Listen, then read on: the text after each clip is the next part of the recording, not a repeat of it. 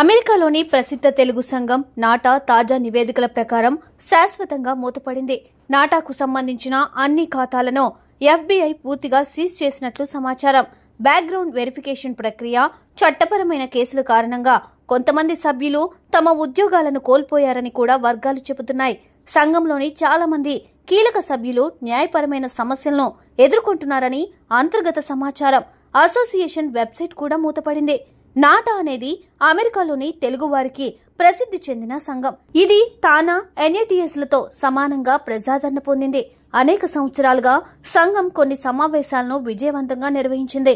అయినప్పటికీ ఈవెంట్ల కోసం డబ్బును సేకరించేందుకు గ్రాంట్ల సేకరణలో కొన్ని చట్టవిరుద్ధమైన కార్యకలాపాలు కొన్ని కంపెనీల దృష్టిని ఆకర్షించాయి. అవి ఈ విషయాన్ని ఎఫ్బీఐకి నివేదించాయి. విచారణ కొన్ని నెలల క్రితం ప్రారంభమైంది. చివరికి వాటిలో అనేక వ్యత్యాసాలు బయటపడ్డాయి. ఇది అసోసియేషన్ మూసివేయడానికి దారితీసింది. ఈ పరిస్థితి అమెరికాలోని ఏ తెలుగు అసోసియేషన్ కైనా ఒక పాఠంగా ఉపయోగపడుతుంది. ఇది నిధులను సేకరించేటప్పుడు వివేకంతో చట్టబద్ధమైన ప్రక్రియలను నిర్వహించాల్సి ఉంటుంది. ఈ తెలుగు సంఘం చేసిన మోసం ఫలితంగా అమెరికాలోని అన్ని తెలుగు సంఘాలపై ఐఆర్ఎస్, ఎఫ్బీఐ అధికారులు తీవ్రంగా దృష్టి సారించారు. వాటిపై దర్యాప్తు చేస్తున్నారు.